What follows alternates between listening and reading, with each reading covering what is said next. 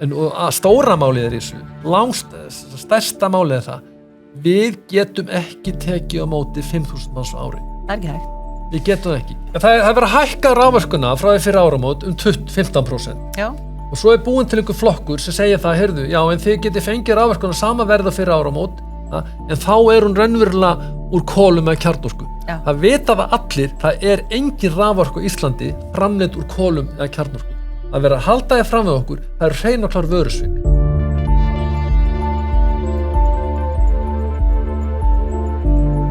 Góðan og blessaðan daginn, kæru áhorfendur, og velkomnir í fyrsta hlaðvarpsþátt Flokks fólksins. Og ekki allir að gleyma að segja gleðilegt og gæfuríkt nýtt ár.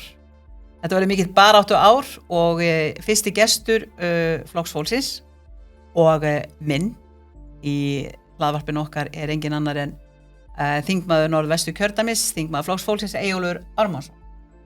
Við Eyjólfur munum ræða það sem efst á baugi í samfélaginu í dag. Við munum tala þingstörfin, við munum pínlítið líta á árið sem var að líða, sérstaklega desembermánuð.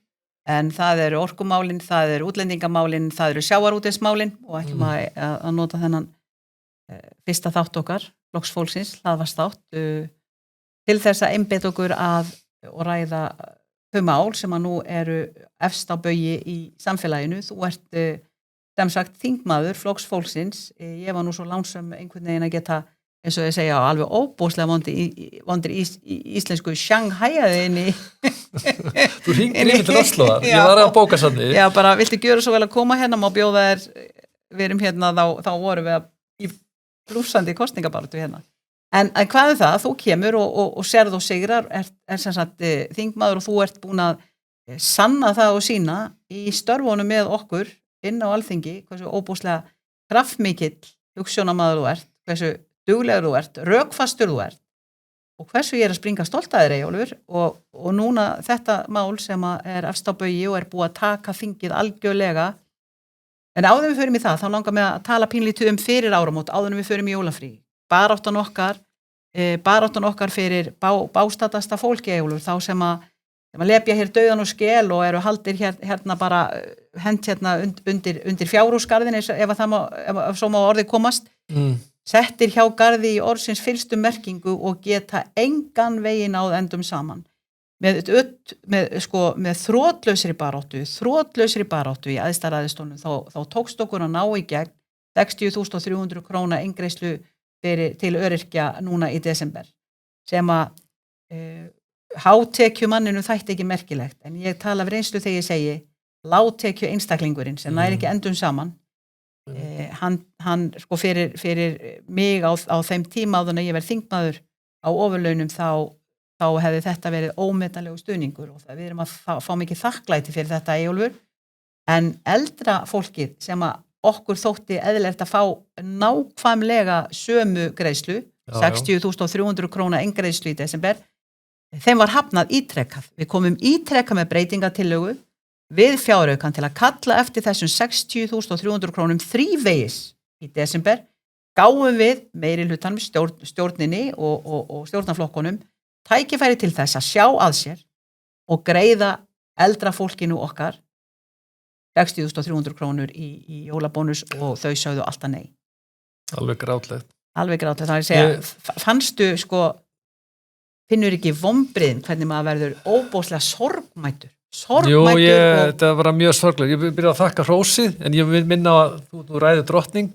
Þú ræður kongur? Já, kongur og drottning hérna í því kongur og drottning í ríkisjónu hérna. En var þetta sem gerist í desember, það var nú breytinga til að þín sem kom við fjáraukann það að öryrkjar aldrei fengju eingreiðsluna og þingmeirihlutin féllst bara, stjórnarmeirihlutin féllst bara á það að öryrkjar þetta fá eingreiðsluna, en síðan fólki sem var 67 ára síðast ári og hætti að fá örorkulífeyri duttin á ellilífeyrin, að þau fengu ekki, það fólk fekk ekki eingreiðsluna 60.000 krónur rúmar, að það, mér finnst það bara ótrúlega sorglegt, það engin rök fyrir því. Engin rök, þetta er bara ótrúlega óréttlátt. Mjög óréttlátt og að vera mismun á fólki að eftir aldri.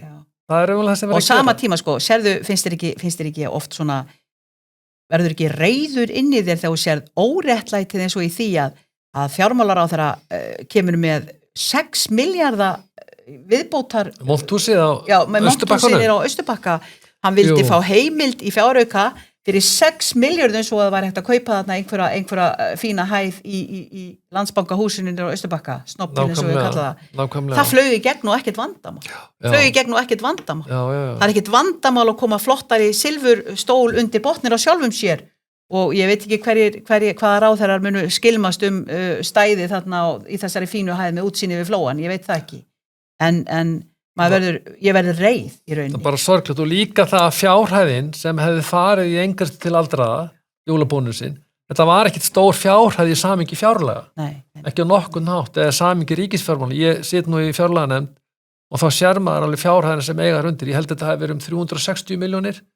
Já, sko, við vorum komin með þetta niður í 126 milljónir krónur. Já, búið að skera þetta niður. Við vorum búin að skera það niður í síðustu breytingatillögunni að það voru einungis eldri borgarar, eldra fólk sem hafði ekkert annað við að styðjast en berstrípaða greiðslur almannatrygginga, ekkert annað. Enga lífeyrissjóð og enga auka krónu, einstæðar eða neinstæðar. Við vorum komið með þetta niður í þennan fjölda örfáir einstaklingar 126 milljónir króna. Og þau sögðu samt, 2100 einstaklingar minni mig og hérna, já. Þetta er fátækasti hluti samfélagsins af því að þeir fara á örorkulífeyri yfir ellilífeyri og það eru lægri bætur þar, lægri lífeyri þar og þetta er fátækasti hluti samfélagsins. Það er eina sem það lifir af, það eru almannatryggingar.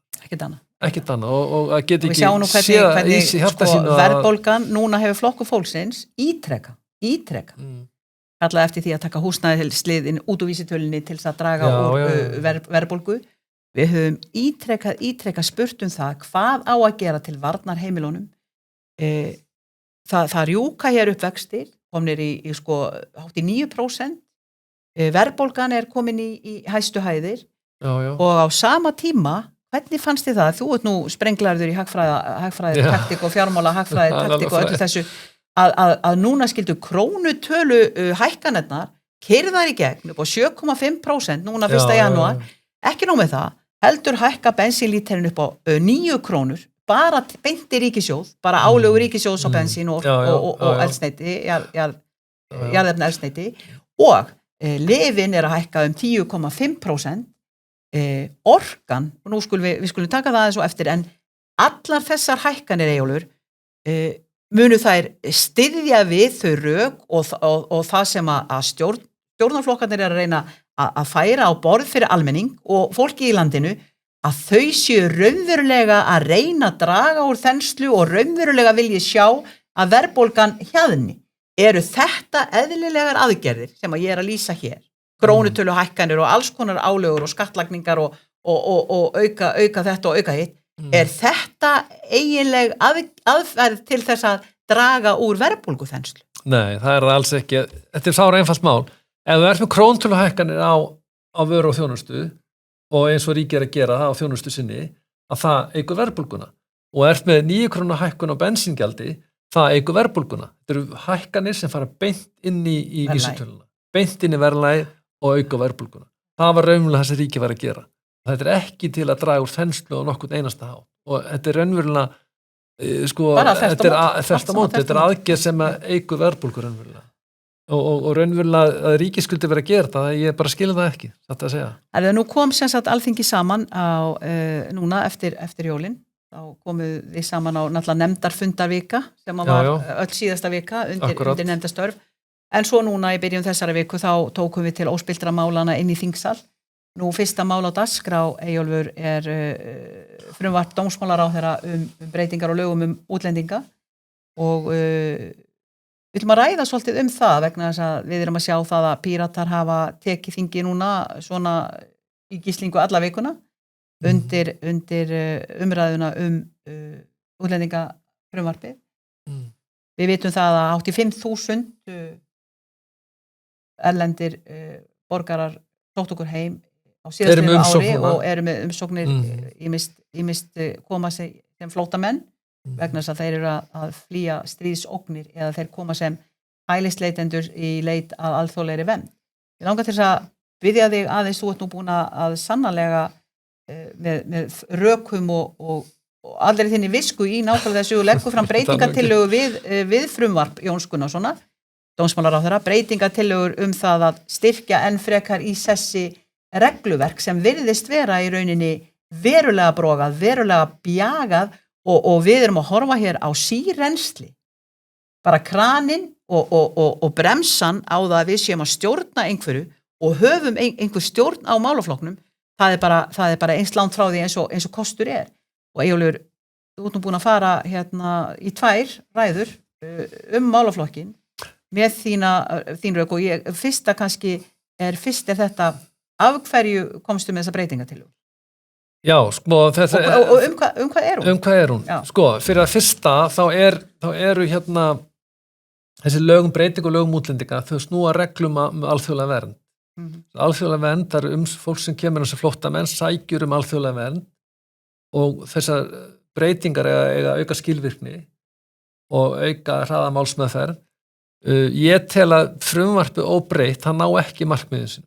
Það mun ekki auka skilvirkni, það mun ekki taka þessu málflokki með þeim hætti að það sé komin í viðeigandi horf.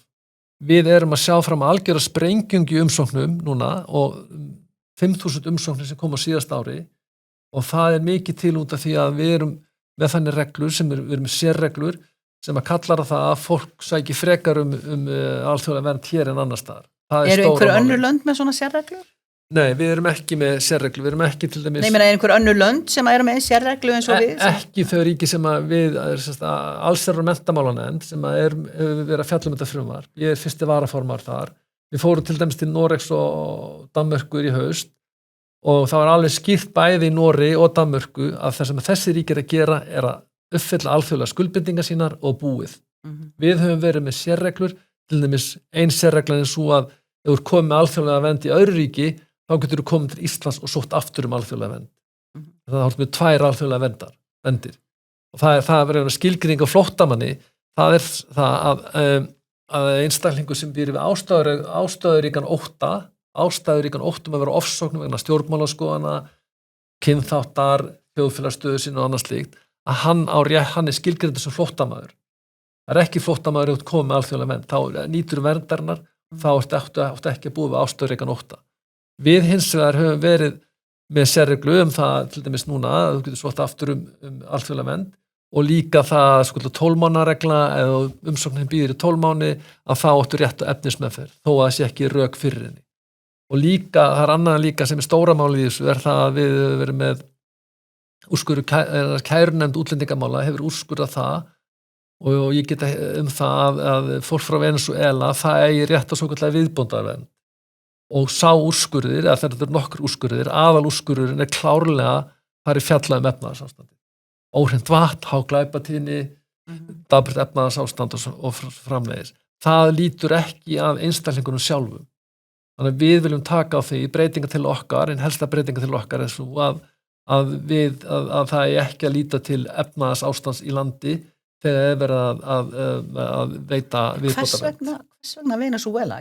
Þetta vitum við eða er einhver sérstakar upplýsingar sem að við höfum hvað lítur að því af öllum löndum á jörðinni þá Venesúela? Hvers vegna Venesúela? Nú vitum við að þarna eru framleitt meiri olía og hreinni og flottari olía heldur nokkuð í Sádi-Arabíu. Við vitum að þarna er alveg gríðarleg spilling og óbóðslega mikil ógnarstjórn. Sko, olíulindir Venesúela, þeir eru með stærri, olíulindir eru stærri en Sádi-Arabíu og gæði olíunar er meiri. Já.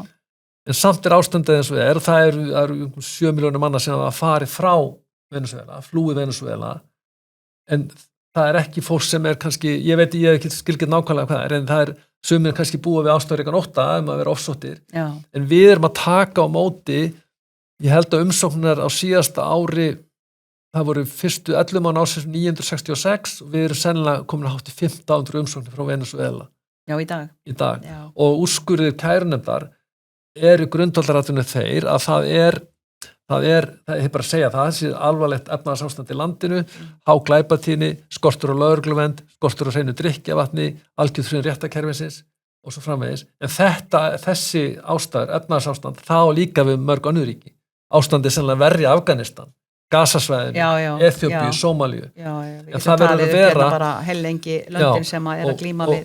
Og þessi breytinga til okkar, við byggjum á handbók flóttamannastofnunar Sameinuðu þjóðanna skilgreiningun á efnahagslegum flóttamanni. Þessun við breytinga til það er ekki að líta til efnahagsástands í ríkinu. Það sem áhens var að gera, að líta til stöðu einstaklingsins. Hvernig sýnist þér okkur ganga, Eyjólfur, til dæmis eins og núna, við erum búin að taka á móti svona mörgum einstaklingum og eins og þú hefur bent á, við veitum kannski aðeins að ræða það líka, að auðvitað þegar fólk er búið að fá efnismeðferð, það er búið að fá algjörlega sanngjarna meðferð í gegnum allt réttar kerfið okkar og því er vísað frá landinu.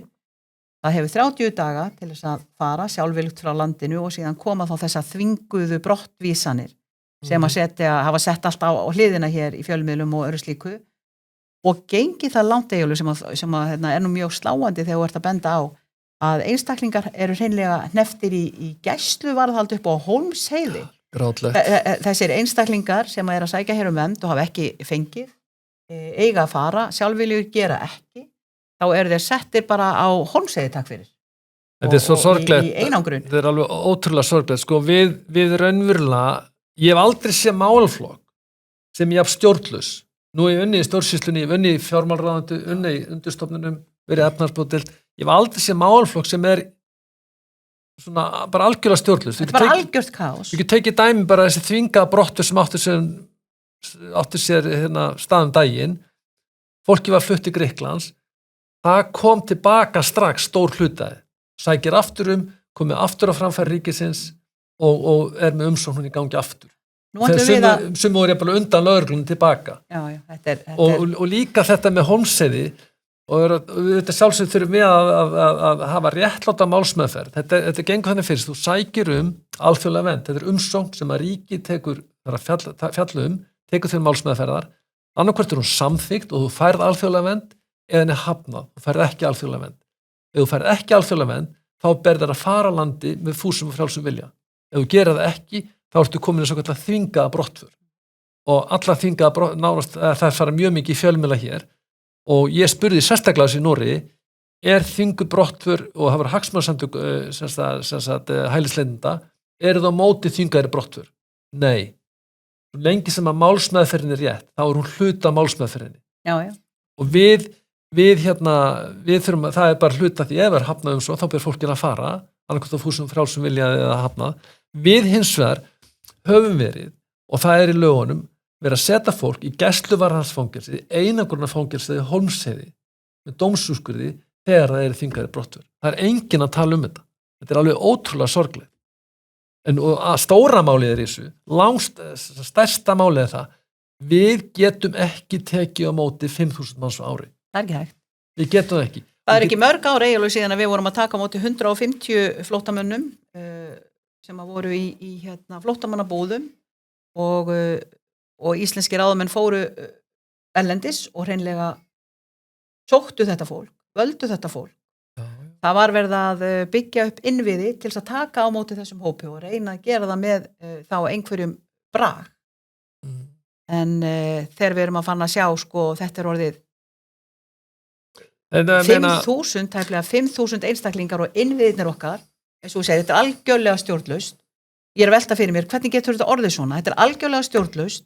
Það er verið að búa til, sko, alls konar hugtök í kringu það, 350 einstaklingar sendir á Akureyri í svo kallaða tilrauna, eitthvað tilraunastarf. Ég skil ekki alveg, ég var að tala við fulltrúa sem er í bæjarmálunum á Akureyri í gær og ég var að spyrja, nú eru þið að taka á móti 350 einstaklingum, eru þið búin að tryggja þeim, sko, bæði klæði húsnæði, eru þið búin að byggja, sko, hvernig ætlaði að koma þeim í skjól? Er það allt saman frá mikið hugmyndu? Mikið hugmyndu? Það er bara að fá 350 einstaklingar, við ekkert hvernig þau eiga að höndla það. 450 sendir núna á Hafnarfirði, við ekki hvernig þau eiga að höndla það.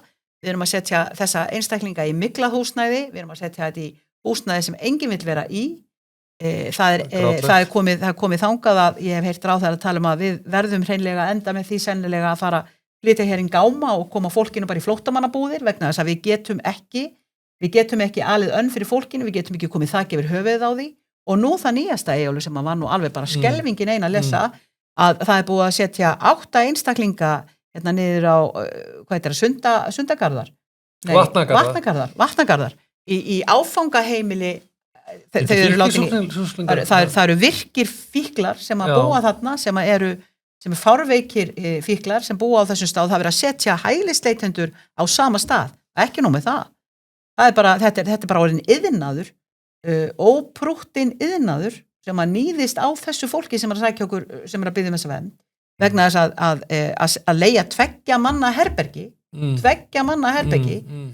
fyrir 280.000 krónur á mánuði eins og það er 140.000 krónur á einstakling það eru reykvískir skattgreiðendur sem greiða fyrir þetta er í boði félagsþjónustu Reykjavíkur á sama tíma er borgarstjórinn hér Dagur B. Eggertsson að segja að hann sé búin að skrifa undir samkomulag það að hann ætla að taka á móti 1.500 hælisleitendum á ári Reykjavík á 10 árum er það 15.000 manns á 10 árum er það 15.000 manns við erum hér með fólk á 400 einstaklinga á götunni á 400 einstaklinga á götunni og ég bara spyr hvað er það sem að einstaklingar sem kalla eftir svona skipulögðu kaosi í málaflóknum algjöru rugli á regluverkinu hvernig ætla þau að höndla málið og ef við spyrjum til dæmis ef við spyrjum að því hvað er það sem þið viljið ágætu stjórnmálamenn viljið þið landamæralaust Ísland eru þið no border viljið að við tökum þá á móti þessum 15 milljónum Venezuela búa eins og þú sagði svo réttilega í ræðu í gær 15 milljónum Venezuela búa sem að eiga sárt að binda eigum við að taka á móti þeim hérna 350.000 í þú mannst og Eyjólfur við erum allt í einu bara orðin 350 eitthvað þúsund það týndust þarna 10.000 íslenski ríkisborgari í talningakerfinu hjá Hagstofunni hérna á dögunum bara alveg allt í einu við 10.000 færri sko vinnubröðin þetta er skrýpalegur með mínum að þetta er alveg skrýpalegur þá eru bara Venezuela þá er sennilega 14-1500 umsóknir á síðast ári frá Venezuela það er búið 30 milljónir manna í Venezuela stærra landsins þetta er 10 stærra land en Ísland þetta er 1 milljón ferkilometrar efnahagsástandið eins og það er við berum ekki ábyrgð á því við höfum þessa alþjóðlega skuldbindingar að taka á móti flóttamönnum og ég get tekið dæmi flóttamanna árið mikla 2015, þá tók Svíþjóð á móti 170.000 flóttamönnum, hælisleitendum. New York Times það búa margir í Svíþjóð? Það búa 10-11 milljónir í Svíþjóð. New York Times að það samsvaraði 5,2 milljónum manna til Bandaríkjanna. Það samsvarar það sem búa 350 milljónir. Já, og það þýðir það að Svíjar tóku jafn mikið af fólki hlutfallslega og við myndum vera að taka á móti 5.200 manns. Við erum tæplega 5.000 umsóknir á síðast ári. Ef við tökum á móti 5.000 manns á ári, þá er það 50.000 manns á 10 árum. Svíjar gerði þetta 2015 og flokkakerfið þar er farið á hliðina. Það kom nýr flokkur, Svíþjóðademókratarnir með 21% fylgi og raunverulega ástandið Svíþjóð bara hálf ömurlegt. Það er gengastríð og annað slíkt. Já, sko, Svíþjóð að viðurkennt besta velferðarsamfélagi í heimi fyrir ekkert mörgum árum síðan það hefur tekið alveg ótrúlega stuttan tíma, fá ár að sjá í rauninni þetta rosalega öfluga, stóra velferðarsamfélag bara hrynja hreint út sagt hrynja hvað velferðarmálin varðar. Já, ég meina þeir ráðu ekki við aðlöðuna og innviðinir að kikna við getum ekki tekið á móti 4-5.000 manns á ári eftir ár. Nei, við getum bara litið á það hver staðan er í dag. Hver er staðan í dag, þó við séum ekki að tala hverjir er alltaf að sækja okkur heima á árinu 2023, heldur við að nú eru 88 börn sem er ekki einu sinni með skólavist. Það eru kennarar og aðilar sem hafa verið að hrópa og hjálpa og segja við allt í einu fáum hér 10 einstakling og vitum ekki einu sinni að við séum fá þá í skólan. Við erum ekki með neina aðstöðu fyrir þessi börn. Það er engin undirbúningur. Við fáum þetta bara í fangið og vitum ekkert hvernig við á bregðast eða hvað við höfum að gera. Og sko innviðinni hvað þetta varðar eru ekki til staða. Þannig að ef að breytingatillaga Flokks fólksins og Eyjólfs Ármannssonar nær nú fram að ganga hvað myndi gerast? Hvernig Það myndi sem útlendingalöggjöfin verða betri og skilverkari heldur en raunverulega frumvarp Jóns Gunnarssonar? Já, fyrir það fyrsta, þá tel ég að ein breytingartillagan sem að miðast að því að það er ekki að byggja á efnahagsástandi ríki til að fólk fái vernd, viðbóta vernd, að það ætti þá að koma vekk fyrir það að við fáum 1400-1500 umsóknir ári, rúmlega 1000 umsóknir ári frá Venezuela. Við fyrir bara við tölunar. Umsóknir hæli frá Venezuela 2021 voru þannig, Bandaríkin fengu umsóknir 22.400. Ísland var með 361 umsókn. Já, 21. Já, 2021. Eftir þriðjungin af því sem kom í fyrra. Noreg var með 29 frá Venezuela. Svíþjóð var með 34. Ef að Bandaríkin var að taka með sama hlutfall umsókna og við árið 2021, þá voru þeir með 361.000. Við erum með ekki 22.000. Ekki 22.000.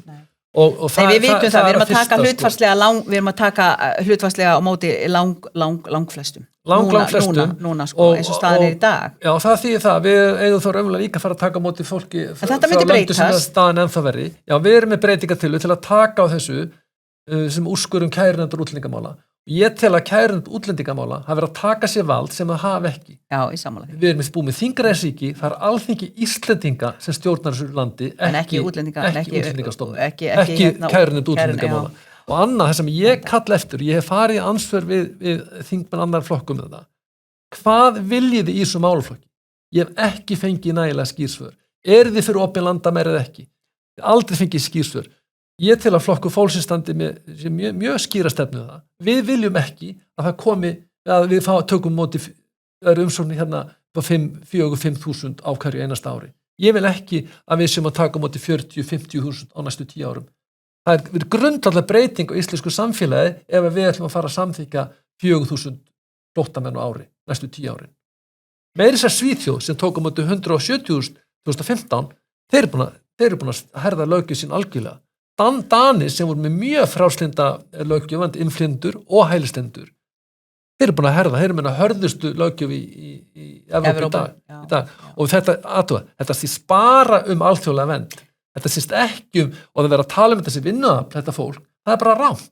Það er rangt. Þegar við erum á EES-svæðinu sem er frjálsför vinnuafl, þetta snýst ekki vinnuafl. Það snýst það að veita fólki sem er ofsótt, býr við ástæðuríkan ótta, voru ofsótt í heimalandi sínu, alþjóðlega vernd. Það snýst málið, ekki neitt annað. Svo verður að grauta þessu saman við eitthvað sem skortur að vinnuafl öðru slíku, það er bara önnur umræða. Það snýst það alþjóðlega skuldbindingar Íslands og ekki annað. Svo einfalt er þetta, en ég bara kalla eftir því að aðrir flokkar segi hvað þeir vilja. Já, ég hef ekki fengið að heyra enda á eiga kjósendur rétt á því að fá að vita. Já, þeir eru algjörlega rétt á að fá að vita. Þessi málaflokkur er algjörlega skrípaleg. Ef við veltum við fyrir okkur að hér búa kannski 9 miljardar á 9.000 milljónir manna á jörðinni. Hvað ætli séu 8.000. 8, eitthvað miljardar. 8,1 miljardar. Hvað ætli séu hérna margir miljardar af því, eða mörg hundruð eða þúsunda miljóna manna af því sem að væri hægt að skilgreina samkvæmt því sem að nú er í gildi hér sem efnahagslega flóttamenn. Hvað gætu raunverulega margir ef þeim dytti í hug að koma frá öllum hinum löndunum sem er að glíma við bágindi, efnahagslega bágindi og vilja náttúrulega eins og allir vilja eignast betra líf. Við erum tilbúin að leggja ýmislegt á okkur í sjálfsbergaviðleitni og kjósa með fótunum ef við vitum það að við fáum betra líf annar staðar og sérstaklega vitum við það að foreldrar leggja sig mjög í lima fyrir börnin sín. Hvað gætu við áttu vona á að fá kannski 100 milljónir á ári kannski? Já, kannski 50 búið 30 milljónir í Venezuela og það kom fram í þingra í gær að yfir helmingur. Nei, ég meina bara allir jarðabúin nú í orðinu og svo lítil. Já, það er búið yfir 15 milljónir þar. Sko á Norðurlöndunum búa 26 milljónir manna. Venezuela búa 30 milljónir manna. Og það kom í þingra í gær að yfir helmingur fólksins þar væri óanægt eða vildi fara frá landi. Já, þess vegna var það sem þú spurði hvort að við ættum að taka mót þessu 15 milljónum. Ætli sé 2 miljardar sem búa í fátækt. Giska það, mjög líklega. Og það eru mörg ríki sem ástandir ennþá verra enn í Venezuela. Afganistan, Gazasvæði, Sómalía, Afganistan. Já, ríkin sunnan Sahara til dæmis. En það breytir því ekki, við þurfum að hafa skýra stefnu í þessum málum og segja hvað við viljum. Ég tel að við að fylgja fara fordæmi til dæmis Normanna og Dana, uppfylla þessa alþjóðlegu skyldur samkvæmt flóttamannasamningi Sameinuðu þjóðanna og búið. Ekki að vera með sérreglur og ekki að vera að líta til efnahagsástands í ríkjónum. Það er alveg skýrt og breytinga til okkar varðandi efnahagsástandi að sé ekki lítið til þess. Hún byggir á skýringum í handbók flóttamannastofnunar Sameinuðu þjóðanna efnahagslega innflytjendur og flóttamenn. Já. Þannig að við erum með góðan lögfræðilegan grunn við þessa breytingatillu. Já. Við erum með skýra stefnu, Eyjólfur. Já, það sem skiptir máli og það sem skiptir máli fyrir fólki okkar, það viti hvað það fær þegar það setur X við F í kjörklefanum. En við skulum venda okkar kvæði í kross hvað þetta varða núna og við skulum segja skili við útlendingamálin. Ég býst að við höldum áfram að ræða þau í næstu viku eða minnst kosti Píratar halda eitthvað áfram að ræða þau í næstu viku. Við erum búin að segja það sem við þurfum að segja á þeim vettvangi og vildum gjarnan fá að halda áfram með þann aðra grúa af þingmannamálum og þingmálum og stjórnamálum og öllum öðrum málum sem eru mjög mikilvæg málefni sem við þurfum að fara að ræða inn í þinginu. Mér langar sérstaklega að nefna núna að venda okkur kvæði í kross og líta yfir til annars mjög mikilvægs málaflokks þar sem að við erum búin að marka okkur algjörlega skýrspor, við erum algjörlega með skýra stefnu í þeim málaflokki líka og þú ert náttúrulega alveg sérfróður í þeim málaflokki og það í sambandi við orkuna.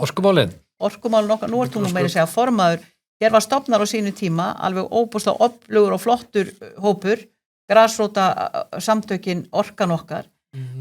Þar var fólk úr öllum flokkum og úr öllum stjættum og áttum bara í samfélaginu sem kom saman, fólk sem brennur fyrir því að tryggja að auðlindin okkar, orkan okkar sé í rauninni okkar einn. Þannig að nú spyr ég, við vorum að heyra það og þú skrifaðir þarna magnaða grein einmitt hvert við erum að stefna og ég ætla bara að gefa þér orðið, Eyjólfur.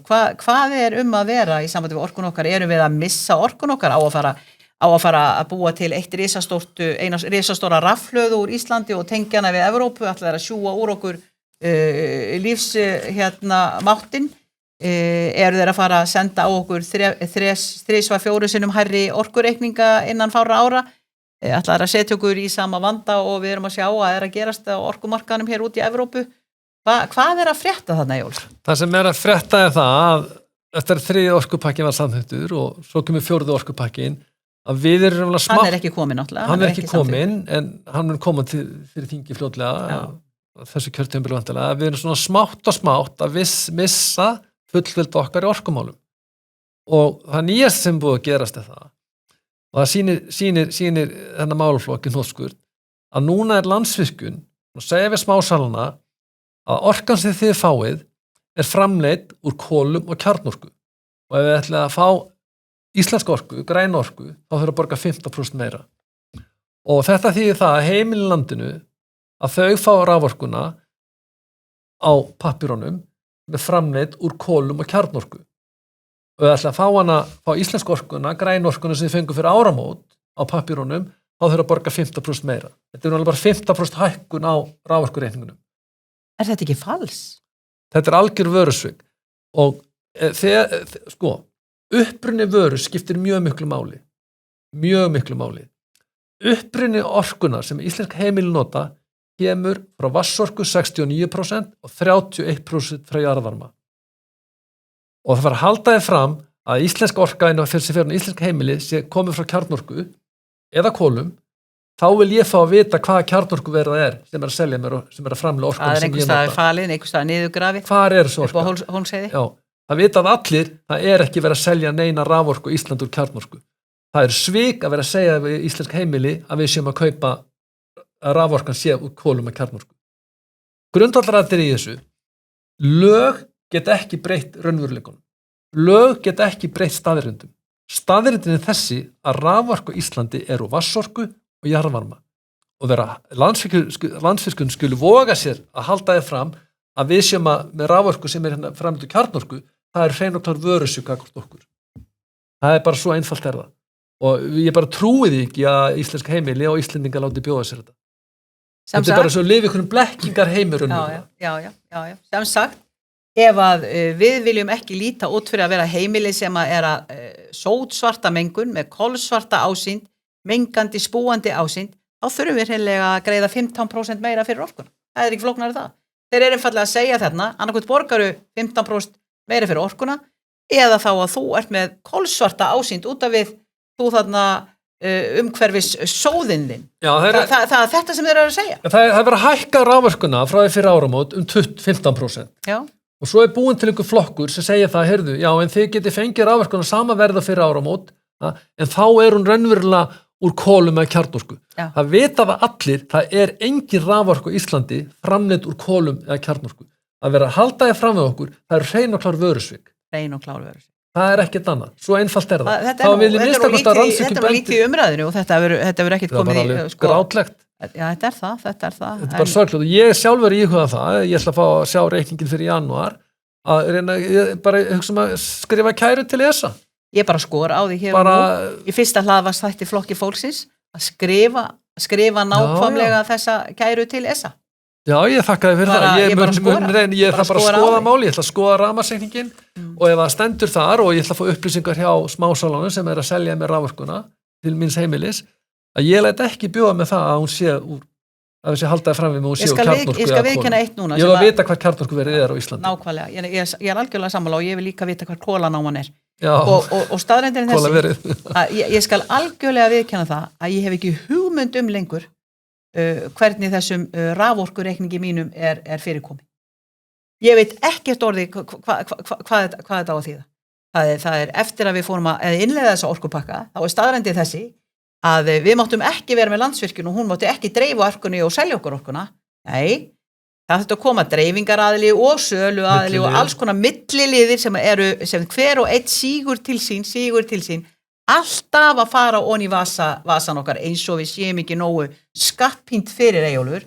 Þannig ég veistu eitthvað það, þú veist, hvernig fólk á að bregðast við þessu. Ég hef ekki hundsveit á því orðsins fyrstu merkingu hvar ég geti fengið ódýrustu þjónustuna, ódýrustu dreifingaraðilana eða söluaðilarnir, er einhver samkeppni þarna, er það eins og hjá bönkunum og tryggingafélagunum, er þetta bara eitt risastórt samráð, maður má ekki segja þetta orð en samráð ætla ég að nota vegna þess að þegar munar 1 krónu á hinu og þessu og einhverjum nokkrum aurum á vöru á milli fyrirtækja, hvernig má maður þá ætla það sé?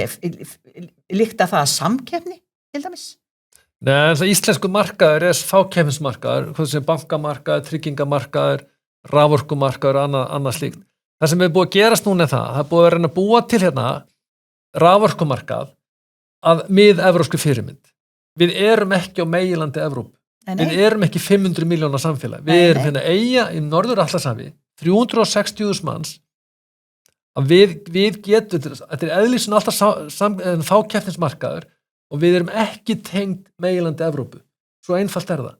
Við erum bara með okkar litla marka hérna fyrir 360.000 sálir eða íbúa hérna og það verður alltaf fákeppnismarkaður og núna komin þessi spotmælar sem eru vel að geta rukka fyrir gjaldi á hverju mínútu. Guðsmann fara ekki að tala um það, ég alveg tapa mér og við erum með þetta er svívirðilegt. Þetta er vel ekki þannig og reyna við skulum láta bjóða okkur upp á þetta er alveg grátlegt og sama með þess að... Hverja voru aftur forsendurnar á sínum tíma þegar Landsvirkjun tekur til starfa, þegar við eignust þessa frábæru Landsvirkjun, hvernig voru nú aftur forsendurnar og skilaboðin út í samfélagi þá það að hvernig var það nú aftur? Þetta átti að vera íslensku samfélagi til hagsbóta. Að þegar við erum búin að greiða og græja og gera og hlutirnir eru komnir í eðlilegt horf, þá munu þið, kæru landsmenn, fá að njóta ávaxtana. Þá munu þið fá að njóta ávaxtana í alveg heimsins lægsta orkuverði sem getur. Hvað eru þeir að gera núna? Það er það sem við verðum að gera. Hvers vegna eru þeir að byggja allar þessar vindmylu, segðu mig það? Hvað skildu þau nú vilja með alla þessar vindmylu? Hvað er á teikniborðinu? Það er mjög líklega til að geta selt í gennum sæstreng út í heim. Umframorku, já. Umframorku. Ég get bara tekið dæmi í Noregi. Suður-Noregi, þar er verðið búið að rjúka upp úr öllu valdi. Þeir eru tengdir. Þeir eru með sæstrengi til Hollands og Þýskalands og Bretlands og það er bara bakaríin í Suður-Þýskalandi, í Suður-Noregi, þau er erfitt með að keppa við bakaríin í Norður-Noregi sem er ekki tengt kerfinu. evrópska kerfið byggist á því, orkustefna Evrópusambandsins byggist á því að það sé eitt raforkukerfi fyrir allt Evrópusambandið. Og það á leiðandi má ekki vera mismuna mikið á raforkuverði að þú verður að borga sama verð. Já, og þetta kerfi byggir því, við erum ekki tengd þessu kerfi. Nei. Við erum ekki verið að innlega lögum raforkuviðskipti við landamæri og það sem meira fyrirgjöf það að Evrópusambandið má segja það, við ætlum að stokka þetta algjörlega upp þetta kerfi. Þetta gjaldþrot þetta kerfi út á verðhækkunum. Þannig að það verður allt endurskoðað núna og við erum núna búin að innlega þetta inn og við sjáum árangur með því að það er verið að bjóða okkur núna raforku til heimilisnota sem framleitur úr kolum og kjarnorku. Það sýnir bara skrípaleikin í kringum þetta og hræsnina. Og þannig að ég held að þetta kerfi bæði Evrópusambandið þeir vita sjálfir að það er þessi markaðurinn þar þá er vel að heilsala selja smásala, að seljanda selja seljanda og það hækkar alltaf verðið. Já. Svo fáum við svarta pjötu neytendum. Já, kunningi minn í Noregi var að borga 192.000 krónur bara fyrir desember til þess að frjósa ekki kulda þó hann væri þá í ullasokkum, lopapeysu með lóðhúð á höfðinu og vettlinga inn í stofu. Ég veit ekki eiginlega hvar við varum stödd ef við ætlum að fara þangað. Það er raunverulega, þetta er alveg síður á Norðmönnum yfir þessu. Þeir hafa byggt upp sitt raforkukerfi til hagsbóta fyrir norskt samfélag. Við höfum gert það líka og við erum bara átt okkur hversu verðmætt auðlind þetta er. Við búum hérna í miðju Norður-Atlantshafi og við erum með auðlindahagkerfi. Þetta er bara olían okkar. Þetta er olían okkar, það er fiskveiðarnar, það er orkan og svo er náttúrun fyrir ferðamennina. Og við séum að láta aðra vera að taka völdin í okkar orkumálum er bara afsal á sjálfstæði að hluta til. Já, það er það sem að snýst um. Og ég get tekið dæmi bara til þess að við erum mikið á flotta sundlöðamenningu. Það er mjög ódýrt sund hérna. Í Noregi, Oslo, það kostar svona 4.000 kall, 4.000-5.000 krónur sundmiðin að fara í sundlög. Það eru 3 sundlögur hana og verðið, þú bara berða ekki saman við hér. Hér er þetta til almenning, fyrir almenning og raforkuverð hérna er bara miklu ódýrara en annars staðar. Hér er bara sundlög í hverju hverfi. Hér er sundlög í hverju hverfi og það er alltaf sveitafélag með sjálfsvirðingu sem er ekki með sundlög. Og við höfum okkar frábæra sundlögamenningu. Þetta byggir alltaf orku, alltaf heita vatnun okkar. Eigum við að fara að afsala okkur völdum yfir þessu? Aldrei. Við erum búin að vera byggja upp Íslands samfélag frá 1904, frá fyrsta virkinu að byggja 1904 í Hafnarfirði. Þetta eru grunnstóðin undir velumóðun á Íslandi. Aldrei. Og svo ætlum við að láta Brussel fara að stjórna þessu. Og það að við skulum vera innlega löggjöf raforkuviðskipti við landamæri, það er ekki raforkuviðskipti við landamæri. Við erum ekki tengd. Og núna þetta síðasta útspila, mér finnst það bara grátlegt að vera að fylgjast með þessu. En ég er stoltur að vera þessum hópi orkun okkar og mjög ánægði með það að við í flokki fólksins séum í tökum þátt á þessari baráttu og ég veit að þið á síðasta kjörtímabili voru fyrst með baráttuna gegn 3. orkupakkunum. Algjörlega, við vorum náttúrulega bara, það var ofurefla við vorum bara 2, ég og Guðmundur en það var strax í upphafi sem að við byrjuðum að beita okkur og berjast gegn innleiðingu 3. orkupakkans. Já, það er hagsmunni þjóðarinnar líka þar á baka. En hvað er það? Við skulum venda okkar kvæði krossvegna það er eitt enn sem að mér finnst alveg nauðsynlegt að við nefnum. Sem að er risa mál. Og það er sjávarauðlindin okkar. Og það eru kvótamálin og ég ætla sérstaklega núna því við erum búin að vera að spjalla svolítið og fá miklar upplýsingar og frábært spjall. Já, takk fyrir það. Að það er þessi árás, endalausa árás á smábáta útgerð í landinu. Endalausa árás á þessi 5,3% af heildar aflaheimildum sem að eru til smábáta og strandveiða að sé endalaust verið að reyna að höggva í það. Alveg grátlegt. Þetta var ástæðan fyrir ég fór í stjórnmál fyrir 20 árum síðan, var í frambóð 2003, það var baráttan ekki kvótakerfinu og sérstaklega ég á mikla rætur á Vestfjörðum að þá tel ég að strandveiðarnar að þetta er lífsbjörg fyrir sjávarbyggðirnar, fyrir hennar dreifuðu byggðir, sérstaklega brothættu byggðirnar. Þetta myndi hleypa algjörlega nýju blóði í landsbyggðina ef það eru gefna frjálsar sem voru gamalt baráttumál. Bara handfæra veiða frjálsar, hvað er að? Eru það krókarnir sem eiga eftir að eyða lífríkinu hérna í kringu landi? Já, og halda því fram að veiðar á krók munu eyða fiskistofnum við landið er bara algjörlega galið. Þá að gefa þetta frjálsta sjálfsög. Þetta getur eins konar barómeter á ástandið í sjónum. Nákvæmlega. Þetta geti verið vikt og það, ef það mikil fiskur, þá mikil veiði. Þessi veiðar ógn ekki fiskistofnum við landið. Fyrsta embættisverk sjávarútvegsráðherra núverandi var í desember 2021. Það var að höggva niður 1500 tonn þennan litla kvóta sem úthlutað til smábátana. Við sjáum hvernig þið farið með byggðakvótan sem á að vera líka ennþá frekar til að styrkja við litlu sjávarplássin og brótætta byggðir í landinu. Þessir byggðakvóti meira og minna að lenda inn á borði hjá stórútgerðinni sem að soga allt til sín. Við sjáum nýjustu vendingarnar á þessu sviði þar sem að Þormóður Rami Sæberg kominn í stöðin í Vestmannaeyjum, hvað heitir hún? Já, hérna Ísfélagið. Já. Þannig að við erum að sjá, það endalaus samþjöppun. Ég sé fyrir mér að við sem að fara að fá nýja hvað heitir nú aftur flotti þátturinn sem vorum verbúið? Nýja verbúið, verbúið 2. Þú spurði nú ráðherrann. Já, við fyrir að fá nýja verbúið vegna að þessi sem að þegar hefur verið sín frábæri þættir. Hún gjörsalega, þetta var bara einhver öflugasta heimild sem við höfum frá því að var farið að malbika yfir landsbyggðina eins og raun ber vitni. Þannig að sko, mér finnst þetta bara svo grátlegt. Við erum að tala ríflega 600 smábátasjómenn sem eru að sko, þetta lífsviðværi þeirra að geta og bara að geta farið á sjóin á sumrin. Það er búið að höggva það niður þeir mig að veiða í 48 daga á ári.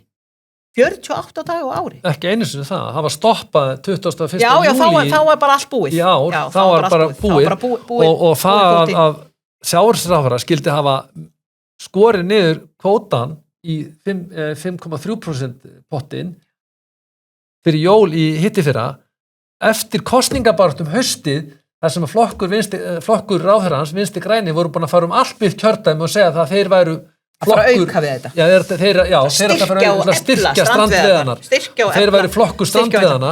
Fyrsta sem hann gerir það að minnka kvótan í 5,3%. Þetta var alveg svakalega furðulega. Alveg með ólíkindum.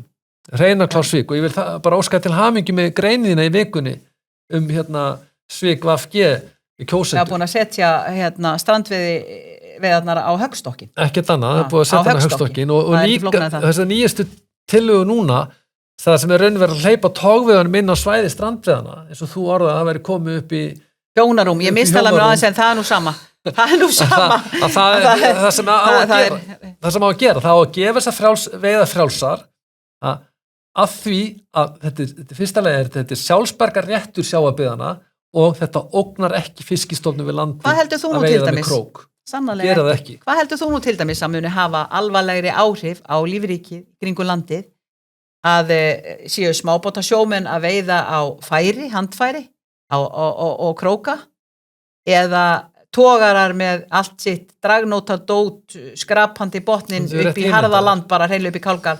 Hvað heldur þú að sé nú? Það er rétt ímyndaður. Það er greið, það er tvískinningur, það eru öfumæli í öllu meira og minna sem hér fer fram. Það skiptir ekki máli hvort að vera að tala verðbólguna, hjöðnun og verðbólgu og í rauninni vera hækkana eins og stjórnin að gera. Það skiptir ekki máli hvort það er í sambandi við orkumálin, hvort það er í sambandi við sjávarútvegsmálin eða eins og þegar við vorum að byrja hér í upphafi í sambandi við útlendingamálin. Þetta virðist vera bara höfuðlaus her. Þetta er alveg grátlega, þessi ríkisstjórn, hún er eiginlega ekki neitt, finnst mér. Ég bara segja alveg, þetta er stefnulegs ríkisstjórn og ef maður les stjórnarsáttmálann það er sko, ég hef eftir að taka nákvæmlega saman, ég segja svona 20-30 sinnum þá ætla að vera best í heimi. Bara í orkumálunum á einni blaðsíðu þá er að 4 sinnum ætla að vera best í heimi í orkuskiptum og orkumálunum. Við sjáum það núna. Og brenna svo 66.000 tonnum af kolum og bakka á hverju einast áli. Já, hérna. Og segja við heimilin, heyrðu, raforka sem við er að fá hérna, hún er kjarnorku kolum. Og það nákvæmlega sami strandveiðanum líka. Eyjólfur, ég sé það að það er rosalega mikil og stór verkefni framundan. Það er nóg að gera. Við vitum að við getum að unnið 24 tími sólarhring allan ásins ring ef við þyrftum ekki að sofa stundum. Já, mikil og skup. En við reynum nú að ná okkur í kríu og smá blund svona á milli annað en við vitum að framundan eru mörg stór verkefni í þinginu og þar á meðal veit ég að kemur 4 ára svona áætlun á uppbyggingu húsnæðis frá innviðaráðherra Nú félags- og vinnumarkaðsráðherra, hann mun væntanlega koma með þetta frumvarp sitt fyrir þinghlé í sambandi við breytingar á almannatryggingakerfinu. Það er gríðarlega mikill kvíði út í samfélaginu hjá þeim sem að þurfa að reiða sig á þetta kerfi, hvað á að gera og tróða starfsgetumatinu upp á þessa einstaklinga án þess að sé búið að undirbúa jarðveginn á nokkurn hátt. Flokkur fólksins hefur ítrekað mælt fyrir frumvörpum að gefa þessu fólki tækifæri á því að reyna sig á vinnumarkaði án þess að láta refsa því. En við þurfum að taka sérstakann þátt þetta. Ég býst við að við Guðmundur Ingi eigum eftir að taka virkilega sirpu á almannatryggingakerfinu hérna saman einhver daginn. Ég held að við eigum að setja punktinn hér. Eyjólfur? Það er kannski eitt mál á lokum sem ég langar að benda á. Það er þessar breytingar á reglum alþjóðlega vernd í lögum útlendinga. Það, þó að þetta verið samþykkt sem frumvarp, það mál er ekki að fara frá okkur. Það er breytingar ákvæði frá meirihlutanum það að endurskoða þetta eftir ár. Þetta er mál sem mun halda áfram næsta ár. Við erum ekki að setja punktinn yfir með þessu lagafrumvarpi. Nei. Það er alveg klárt mál. Þetta mun vera á næsta ári ef við erum að fara að taka á móti 4.000 manns á ári eitthvað slíkt. Það er alveg augljóst mál. En það er þó allavega spor í rétta áttina að því að reyna að koma böndum á þetta stjórnleysi sem ríkir í málaflóknum, reyna að koma með eitthvað regluverk. Já, við gerum okkar besta í umhverju sem við erum í. Við erum því miður ekki með þingmeirihluta. Ekki ennþá, en það verður næst. Það verður næst. Við treystum því að við eigum eftir að fá að sýna virkilega hvað í okkur býr og fá að Ég vil bara fá að vita hvað aðri flokkar vilja sem málaflokki. Ég bara er óljós með það. Ég veit að nú er þetta frumvarp, þetta er bara móð frá stjórninni. Einhver málamiðlandi sem eru alveg út í lofti. Ég skal segja það leyndamál. Já, endilega. Og þú mátt engum segja. Nei, ég ger ekki spurning. Ég er búin að átta mig á því eftir 5 ár í þessu frábæra starfi, þingmanns, að til eru þeir, ekki bara stjórnmálamenn, heldur stjórnmálaflokkar, sem þora ekki að taka á neinu. Og það er alveg sama hvernig maður reynir að ná fram hver er vilji þinn í þessu máli að þá næst það ekki fram. Vegna þess að það gæti í rauninni rakið frá einhvern kjósanda. Þeir gætu mókað einhvern með því og þess vegna svona af því að við erum bara að tala okkar á milli og engin veit. Já, ég var svolítið var við þetta. Þá tekur eftir þessu. Já, þetta er alveg rosalega pirrandi að vera svo mikil róla og svo tilbúin að hanga eins og hundur á roði í þessu starfi, hvort sem að þú ert bær til þess eða bara akkurat ekki, að vera bara opin í alla enda og bara sigla með straumnum og segja bara alltaf það sem allir vilja heyra. Svona frasar, almenni frasar og já, margt til í þessu og bla bla. Ég var svolítið var með þetta orðfæri. Mér leiðast þessi vinnubrögð, ég bara nenni ekki sko. Leiðast rosa mikið svona vinnubrögð og ég vil að fólk komi bara heiðarlega fram, reynt fram, hvað viltu, hver er stefna þín? Það er það sem við að vera. Ég man eftir því þegar við vorum að koma fram með flokk fólksins í fyrsta skipti, þá var endalaust verið að reyna að núa því okkar nasir að við værum stefnulaus, við hefðum enga stefnu sem var náttúrulega bara algjörlega allránd, við vorum alveg með skýra stefnu í öllum málum og erum enn, en Eyjólfur, þetta var frábært. Við erum alveg, við langar mest að fara bara beint niður í þing núna og fara að tukta til, og við heldum áfram þar. Bara þriðjudaginn, byrjar á þriðjudaginn. Já, það er ekki fyrir nú þriðjudaginn sem að En hvað er það? Nú að gera ég þessu. Þá er komið tími til að setja punktinn og takk fyrir, frábæra spjallið. Já, takk sömuleiðis. Gott að spjalla við þig, gott að heyri. Og við erum endur taka þetta við tækifæri. Alveg, við gerum það, ekki spurning, og þið kæru áhörendur, þá er þið sem sagt að sjá niðurlagið á fyrsta hlaðvarpsþætti Flokks fólksins. Við erum náttúrulega að finna eitthvað rosalega flott nafn á þáttinn okkar, þar sem að ég ætla að ítreka það endilega ef þið viljið fylgjast með okkur og öllu því sem við erum að gera, þá erum við mjög sýnileg á samfélagsmiðlum. Við erum með flottan flottar Flokks fólksins síðu, svona like síðu eins og það kallast, á Facebook. Nú, ég hvet ykkur til að þessi hlaðvarpsþáttur, hann mun líka verða á Spotify og hann fer á YouTube, hann er á Apple Podcast og náttúrulega síðast en alls ekki síst. Þá verður hann á heimasíðu Flokks fólksins, flokkufólksins.is, þar sem þið sjáu líka mjög margt annað skemmtilegt, bæði samþyktur okkar, regluverkið okkar, fólkið okkar, hvernig þið getið tekið þátt, hvernig þið getið komið og verið með, ég hvet ykkur til þess að ganga í flokk fólksins, okkur vantar alltaf öfluga, kraftmikla einstaklinga til þess að berjast með flokki fólksins að góðum málum fyrir okkur öll, við erum almannahagsmunaflokkur, það aldrei nokkuð tíman sem verður hægt að segja það flokk fólksins að við séum sér hagsmunaafl, aldrei. En aftur segi ég bara takk fyrir ykkur, takk fyrir að horfa, takk fyrir þið Eyjólfur og svo mig. Bara eins og Tommi segir alltaf áfram veginn. Við munum koma með eitthvað skemmtilega þátt í næstu viku, skemmtilega gesti, spennandi gesti, við höldum þjóðfélags umræðinu áfram og klökkum til að sjá ykkur af viku liðinni. Já, takk hérlega fyrir mig. Bless. Bless.